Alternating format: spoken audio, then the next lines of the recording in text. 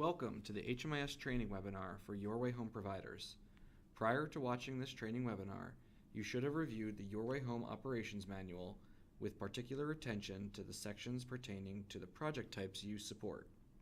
This will explain the procedures regarding eligibility, enrollment in programs, and other key steps in the provision of homeless services. Now, we will review in depth how to document these activities in our HMIS database. So, what does HMIS mean? You will hear me refer to HMIS and Clarity interchangeably when in fact they are not quite the same. Clarity Human Services is a type of HMIS, which stands for Homeless Management Information System. The U.S. Department of Housing and Urban Development has established standards for the collection of data about homelessness, including the various questions asked, the range of options available to answer those questions, and how data elements interact with each other to report on a community's performance. The result is a shared language. When we say that Your Way Home exits 74% of individuals from its rapid rehousing projects to permanent housing destinations, everything I just said means the same in Montgomery County as it does in any other community in the United States. The local nuances of each homeless system will differ, but the way we record and measure the effectiveness of our systems is the same. The way this is done is through the use of a shared client-level database. An HMIS is a single coordinated location for all service providers to collect data, and the system is client-level. This means that there is one client record per person, with each provider entering data on that individual's single record. This is different from many other social service systems, which may have provider-specific client records. In the homelessness system, the profile, usually created by the call center, for an individual is the only one they will have. If that person later works with another provider, the staff person for that provider will enter data for the same profile that was created by the call center. There are a number of advantages to collecting data in this way. It improves communication, since all providers are entering data or writing notes in the same place for the same person. This also reduces duplication of effort. Generally, the call center will have already created a person's profile and those for their household members, as well as collected important information about their housing crisis. Other providers do not need to collect that information and instead will focus on other information related to the specific programs they offer. It also allows access to data in real time. The moment a person is referred to the street outreach team, that individual is visible to the street outreach staff person as a person in need of assistance. This allows us to position HMIS as the backbone of the coordinated entry system. A caller only moves through the system if specific data entry tasks are completed in HMIS. The call center's assessments determine whether a person is referred to street outreach. Street outreach conducts verification to ensure a person is literally homeless, which then allows that person to be referred to rapid rehousing or emergency shelter. That all happens through the use of our database. And finally, collecting the entire system's data in one place allows us to measure how effective our system is and determine areas on which we may need to focus more attention. Okay, let's move on to security and privacy policies and procedures. These are important to understand before getting started for reasons we'll discuss in a moment. As a user of our HMIS, you signed a user agreement form that indicated you agreed to safeguard the information contained in the database. Never share your password with another person, always log into your own account, and always log out at the end of a session. Information within Clarity should never be posted for others to see, and any screens that need to be printed should be destroyed when no longer needed. Because data entry is critical for an individual to properly receive services, it is very important that we ensure we are keeping this information private. While homeless status is not protected under HIPAA, in the same way that health information is, Your Way Home database users are expected to be as careful with client-level data as if it were. Please keep in mind, anything you enter in the database is visible to all other users. Make sure the case notes you write are professional and truthful. Policies around data entry are included in the Your Way Home data manual, which you agreed to uphold by signing the user agreement form. While we must enter data about an individual in order to provide services to them, individuals are not required to share personally identifying information. This includes their name, their social security number, and their date of birth. Later in the training, we will discuss how to de-identify the profile of an individual who refuses to share this information. Either way, providers are required to obtain a client's permission before deciding how to collect information about them. For most programs, this is done through a release of information. We'll see how to record this in a moment. Releases of information are program specific. A client is either allowing you and the agency you represent to enter personally identifying information about them or revoking that right. This must be asked at each program enrollment regardless of whether it has been granted to another provider. You can find the form in either the data manual, the operations manual, or at your agency. Most profiles have already been created by the call center. For individuals who have consented to have personally identifying information stored about them, you will be able to see their full name, social security number, and date of birth. If a client declined to have this information entered or declined to have some of this information entered, a de-identified profile will be created instead. In either case, enrollment at your agency provides a consumer with a new opportunity to grant or revoke the right to share this information. Record the unique ID, which is auto-generated by Clarity for each profile, at the bottom of the release form. We will discuss how to create profiles and where to locate unique IDs in a few minutes. Releases should be stored on file at your agency, not in Clarity. See your supervisor for more information about this. It's important to note that individuals currently fleeing domestic violence must not have personally identifying information entered into HMIS, even if they'd like to give permission to do so. This is regulated by the Violence Against Women Act, or VAWA. Their profiles will be created in the same way that someone who refused to have this information collected. Okay, now we will discuss how to complete the core actions of most homeless projects. Here is a very general workflow for how a person's time in a homelessness project is recorded in HMIS.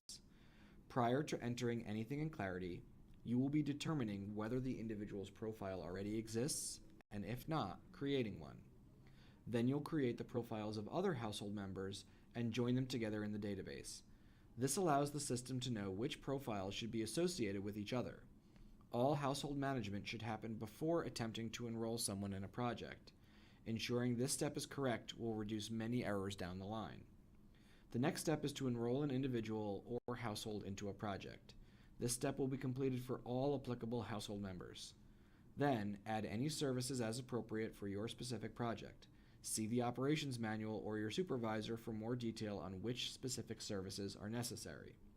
For example, rapid rehousing projects will add rental assistance, security deposit, and/or utility services after an individual moves into a rental unit. If any of the answers change after enrollment, leave the answers as they were provided at enrollment.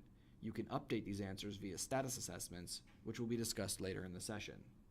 Finally, once a household leaves the project, you will complete the exit screen for each household member and end date any open services. Again, this is a general workflow for most projects. The specific details for yours may be somewhat different. You can find these details in the HMIS checklists included in the Your Way Home operations manual.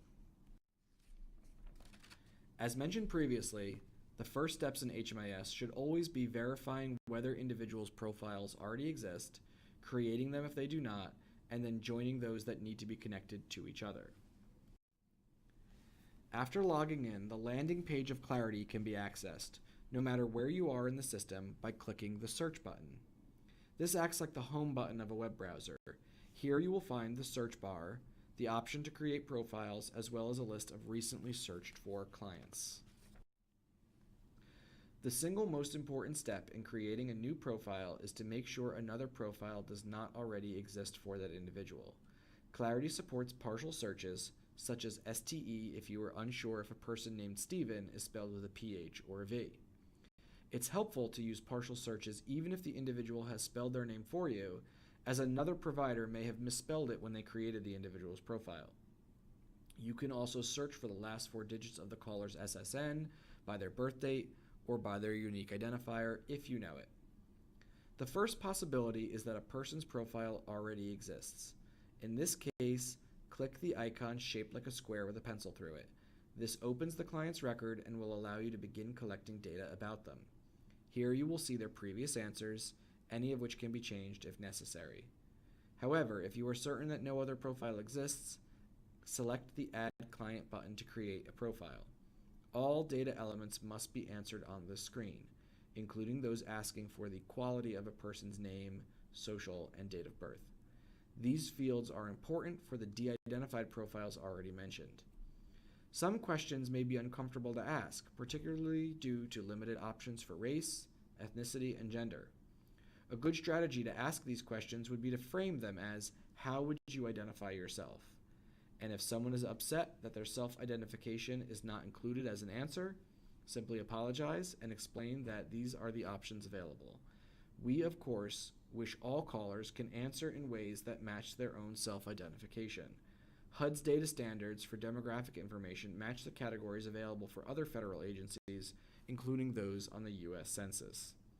Either way, it's very important that our system does not have duplicate profiles. Since HMIS is client level, if two providers are writing to two separate profiles for the same person, now they're not able to see each other's activity and communication has broken down. If you accidentally create a duplicate profile and realize it afterward, don't panic. Contact your supervisor and we can work together to fix it. Please don't try to fix it on your own. I have mentioned de-identified profiles a few times.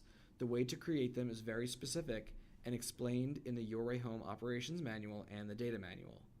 For reference, the code we use is included here. The person's first name will be entered as the last 4 digits of their Social Security number. Their Clarity-generated unique identifier will become their last name, and the Social Security number should be all zeros. For the date of birth, please use 1/1 and the year of their birth. For new profiles, Clarity will not provide a unique identifier until after you save. So, to get that for the last name, put anything in place of the user's last name, then save, and then copy the unique ID into the last name field and save again. It's tedious, but it's the only way we can get around this. Once you've successfully created a person's profile, then create the profiles of any additional household members. Please note, a household member does not have to be a family member. There is no requirement of blood or legal relationship. Household members are anyone who will be going through the homeless system together. If a person plans to be rehoused with their unmarried boyfriend or girlfriend, they're part of the household.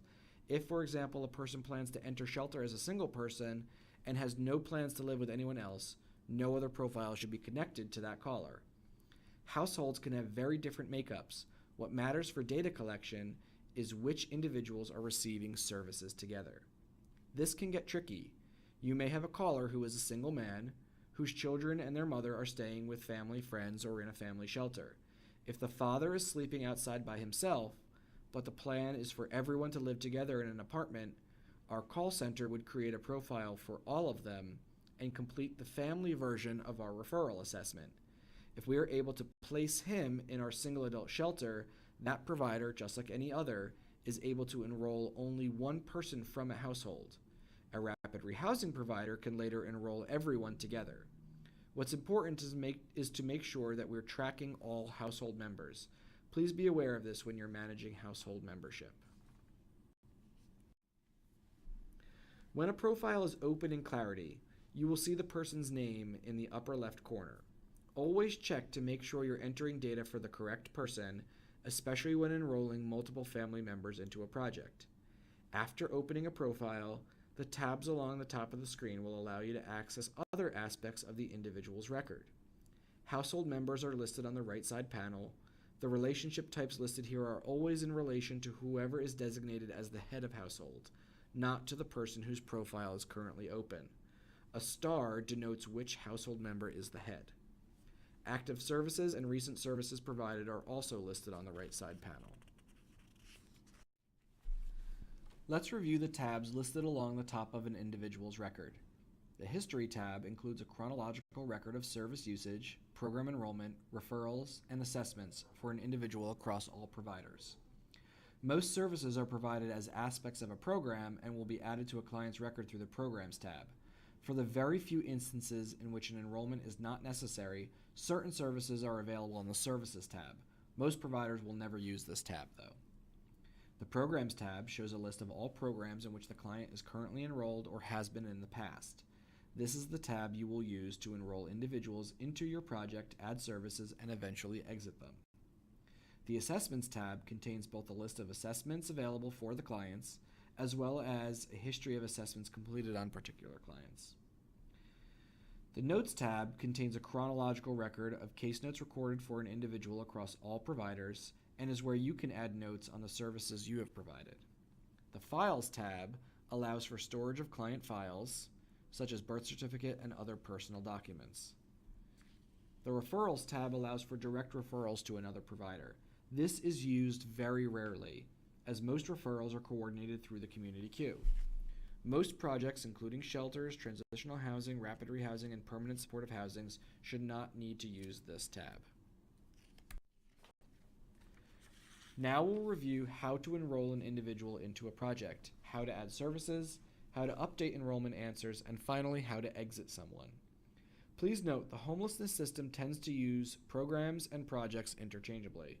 Project is the preferred term by HUD at the time of this recording, but Clarity uses the more general term programs in its HMIS. Before proceeding, remember that an HMIS is designed for the collection of data about a person's time in the homelessness system. And the goal of the homelessness system is to ensure that homelessness is rare, that it is resolved quickly via permanent housing, and that homelessness does not recur afterward. The data elements included here are specifically used to determine how well our community is doing in reaching those goals, so it is critically important that data entry is complete, accurate, and done in a timely fashion. Most program enrollment in Clarity is coordinated through the community queue, which is a list of homeless individuals eligible for and seeking housing interventions through Your Way Home. At this time, only rapid rehousing projects are coordinated through the queue. The steps in the workflow on this slide apply primarily to rapid rehousing supervisors, but it is valuable for all HMIS users to understand. Once a caller is assessed by the call center and verified as homeless, their referral will be sent to the queue. A designated person, usually the supervisor or program director, will accept individuals from the community queue, which moves them to that agency's pending queue. The same person will change the referral to pending in process, which removes that referral from visibility by other agencies. This ensures the same referral is not processed by multiple agencies at once. Staff at the agency will engage with the individual. If successful, staff will then go to the Programs tab and enroll the individual or household in their project.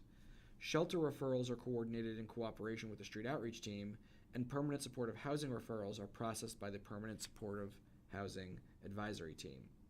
Regardless of how your project receives a referral, all pending enrollments should be processed within 48 hours.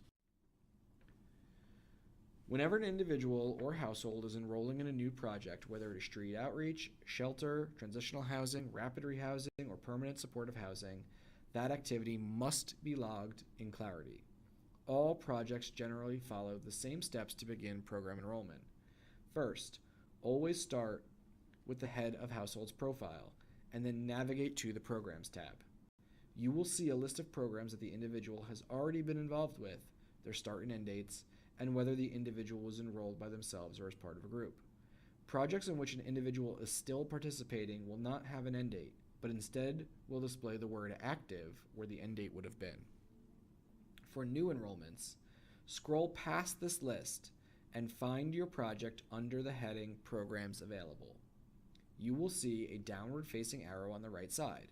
Click this to open the Program Details window, and then locate the names of any additional household members who may be enrolling with the head of household.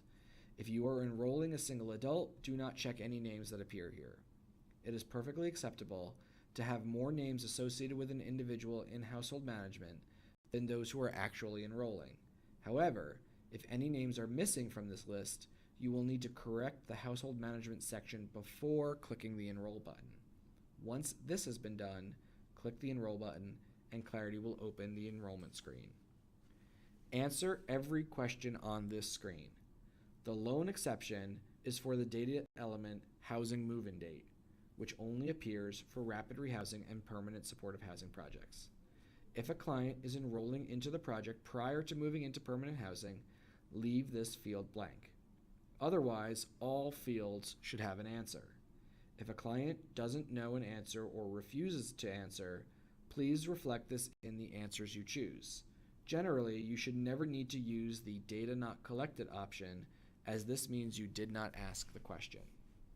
Once you save your answers for the first individual, Clarity will automatically advance to the next person in the household you selected to enroll. Be sure to check the name that appears in the upper left corner of the screen and respond to each question for that particular household member. There are some important considerations to remember when answering enrollment questions in Clarity.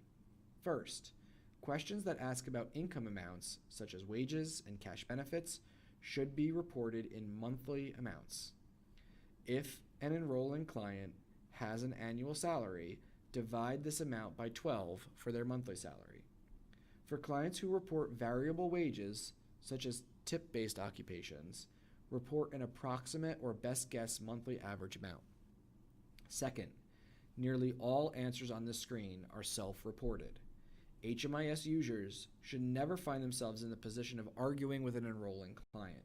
If a client states that they do not have a particular condition, for example, then do not report that they do, even if you believe otherwise.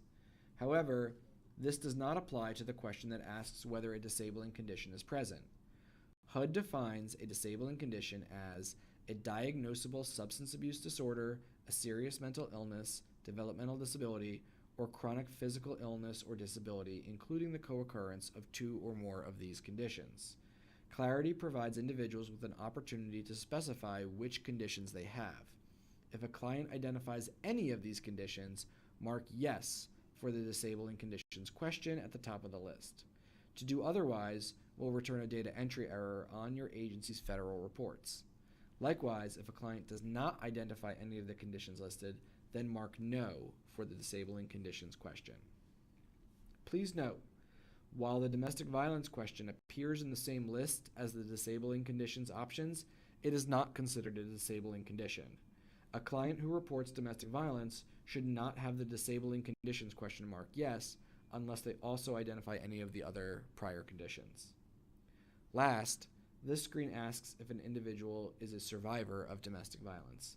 If so, it asks a follow-up question about whether the individual is actively fleeing the situation. HUD defines actively fleeing domestic violence as whether the individual feels unsafe sleeping in their normal sleeping location. This is regardless of however long ago the individual left that situation. If a client discloses that they are actively fleeing domestic violence, complete data entry tasks for enrollment, and then revise the personally identifying information of their profile screen as previously discussed.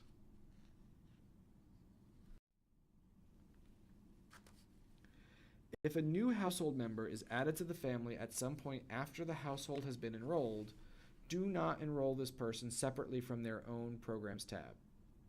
Instead, make sure that the individual is connected to the rest of the household via Household Management via the Head of Household's profile. Then, navigate to the Head of Household's Program tab, open the enrollment for your program, and locate the Program Group Members section on the right side of the screen. Click the plus sign, and then select the member or members who need to be added. Clarity will then advance to the enrollment screen for this individual. Please note, if you accidentally enroll a new household member as an individual and not through the Program Group Members function, do not try to fix this yourself. System administrators can merge these enrollments, but this functionality is not available to end users. Contact the Your Way Home Data Manager or Program Coordinator for assistance. After completing the enrollment screens for all enrolling household members, Clarity will automatically advance to the Provide Services tab. Make sure you are viewing this tab for the Head of Household before proceeding. Services will vary depending on the type of project.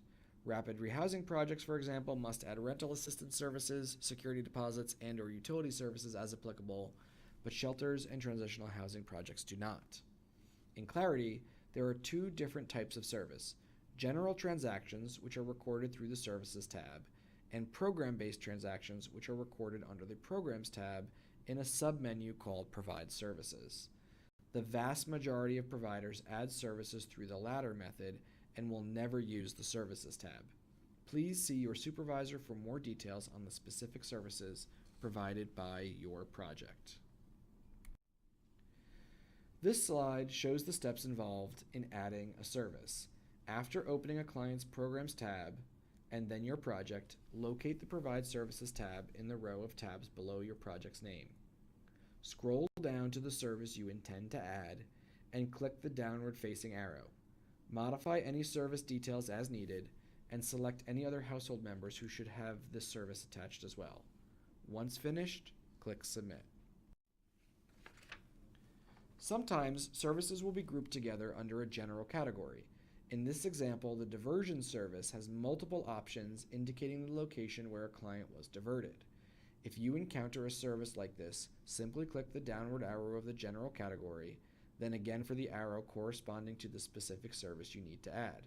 Complete any additional data elements we've already reviewed, such as start date or expense amount, and then click the Submit button. Now we'll review details around some common services used by homeless projects. Please note, not all services are required for all projects, so review the HMIS checklists in the Your Way Home Operations Manual and discuss further with your supervisor. For project types that need to add bed services, please be sure to select the appropriate option. Some projects have specific units, room 1, room 2, etc., while others might be more generally listed as households with children or households without children. Similar to program enrollment, select all household members who will be sleeping in the bed at the project. For services in which clarity requires an end date to be entered, most projects usually project 30 to 60 days after the service start date. But see your supervisor for specific guidance on your project. If a household stays longer than the end date you selected, this will need to be adjusted. Once all details are completed, click Submit. Likewise, for bed services, case management should be added for all household members that require it. And similarly, a projected end date will need to be entered. This will need to be adjusted if the household's time in the project extends beyond the date you projected. For rental assistance, security deposits, utility assistance, and other financial assistance, you will see data elements for the expense amount, expense date, and funding source. Please enter the amount provided for that particular payment as well as the date and specific funding source. Some projects are funded by only one tracked source and will not see multiple options for funding source. Other projects are funded through multiple grants and will need to select the appropriate source for each expense. For such projects, this is very important for accuracy of required federal reports. For any individuals in rapid rehousing, permanent supportive housing, or other permanent housing projects, there are two additional and very important steps once a client moves into housing. First, update the Location tab of a client's record. This can be found to the left of the client's Profile tab. Deactivate any old addresses by unselecting the Status checkbox. Think of status as the way to mark which location is the active location for the client.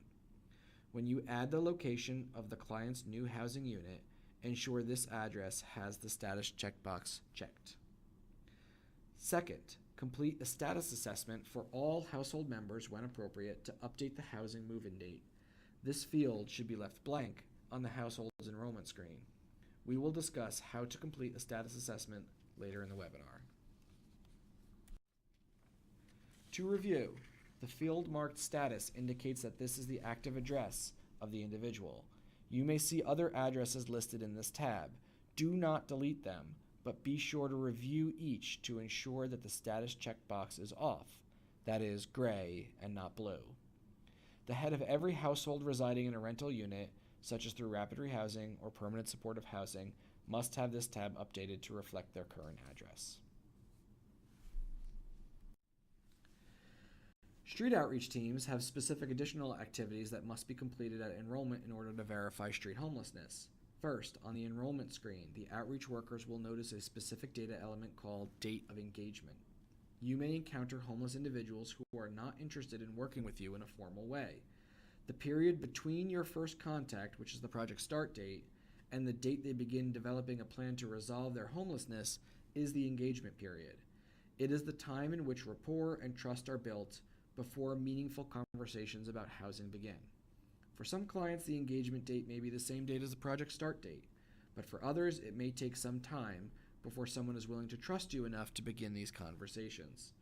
Either way, after completing the enrollment screen for all clients who have been met face-to-face, add an outreach contact service and select the appropriate service item, either staying on the streets, ES or SH, for individuals who are literally homeless, not staying on the streets for those who are not literally homeless, or worker unable to determine.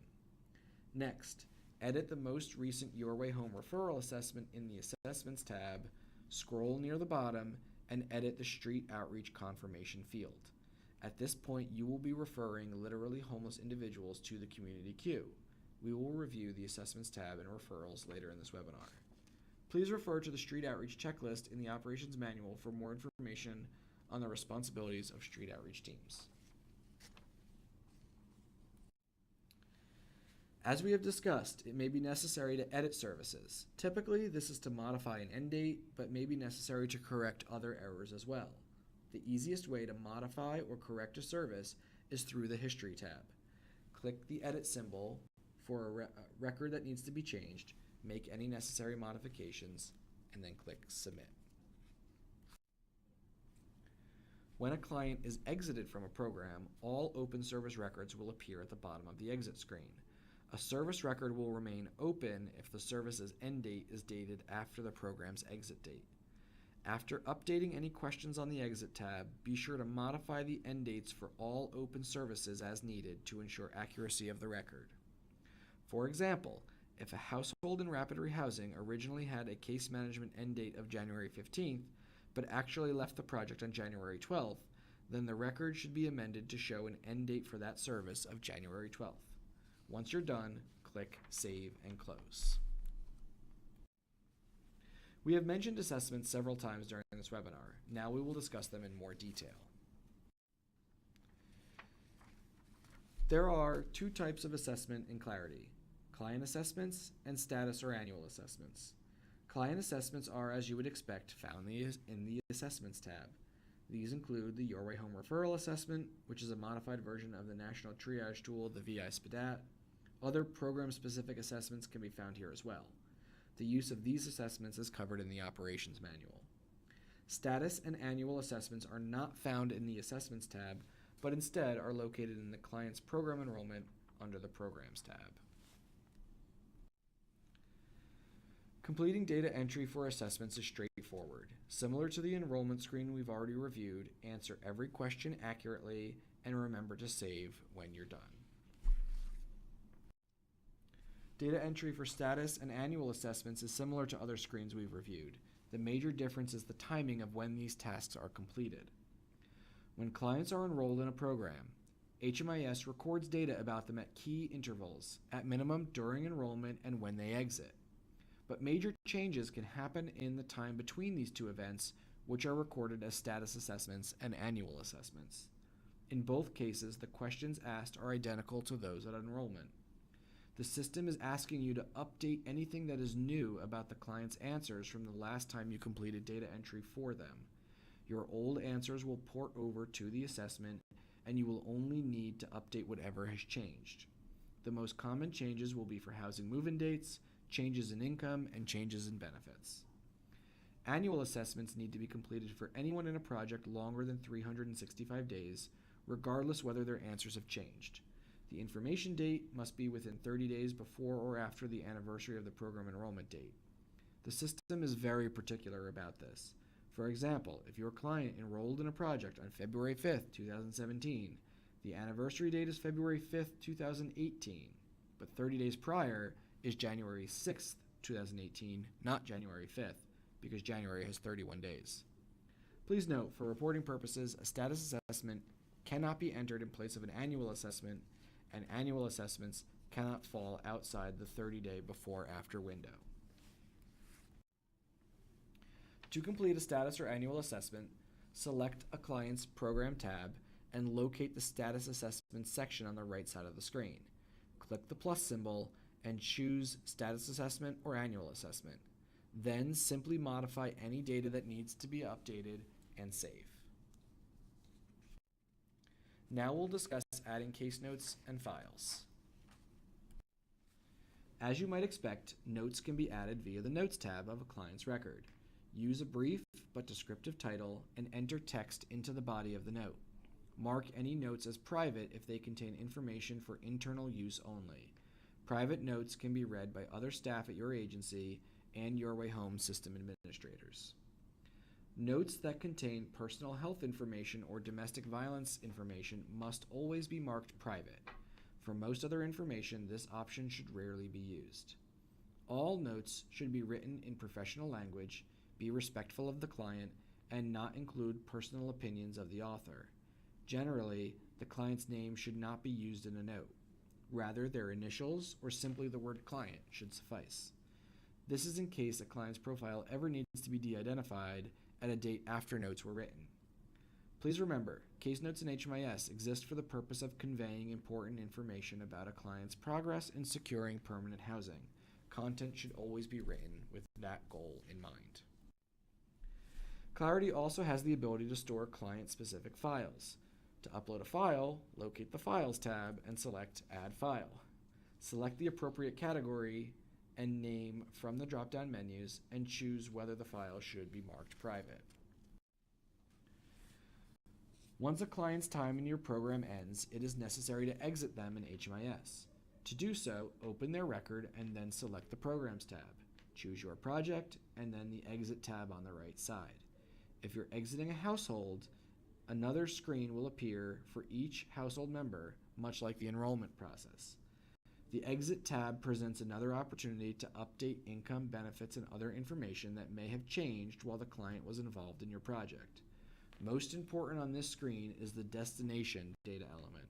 It is critical to ensure that the appropriate exit destination is selected from the drop-down menu for this field, as it determines whether the client exited your project successfully to permanent housing or unsuccessfully back to homelessness.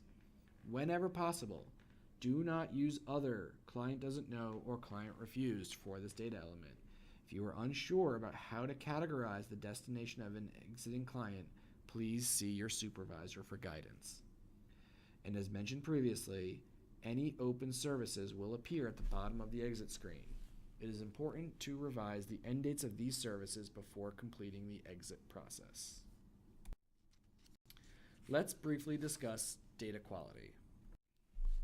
The Your Way Home Data Manual includes standards for timeliness, completeness, and accuracy. It's important to review the data quality section for specific metrics around these standards. In brief, enrollments and exits must be entered within 2 business days. 100% of data fields must be completed for profiles, enrollment data, services, and assessments. This means each field must have an answer. It's okay if that answer is don't know or refused. We do expect that doesn't know, refused, or other answers are less than 5% of responses, and that no data entered into HMIS is incompatible with the person's situation. For example, a single adult should not be assessed with the Your Way Home referral assessment for families. Finally, while we don't have a numerical standard for it, we expect that HMIS users do everything they can to ensure that they are not creating duplicate profiles in the system. Finally, let's talk about reporting options and Clarity. Reports are found in the launcher at the top right of the screen and are divided into a number of categories. The reports visible to you will depend on the type of projects your agency offers. Select Run next to the desired report and define the parameters as needed. Select the program or service type, start and end dates, and report format. PDF is better for printing. Web page aids in investigating and cleanup of data quality issues, and Excel exports data to a spreadsheet.